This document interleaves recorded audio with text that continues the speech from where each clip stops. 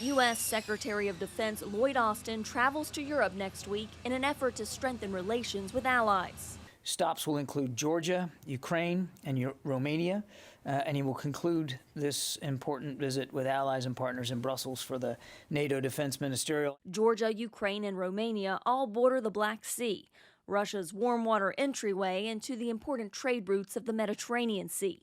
Romania is a NATO ally, and Ukraine and Georgia aspire to join NATO. Both are partly occupied by Russian or Russian-backed forces, putting them squarely on the front lines against Moscow's aggression. It's important for senior American leaders to go to Georgia and Ukraine and tell the people there, the free people of those two countries struggling against Russian invasion and occupation, that we have not forgotten, that we want to support them, and that when an authoritarian bully invades a democratic neighbor, that America is not neutral.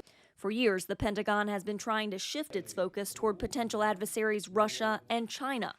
And Bowman says the U.S. must have the military allies and capabilities in place in case both aggressors try to pick a fight. China and Russia are more aligned than they have been since the 1950s. And so it's not inconceivable that the United States and our partners and allies could confront simultaneous aggression from China and Russia on opposite sides of the world. America's leadership role has come under fire after the way the war in Afghanistan ended in August.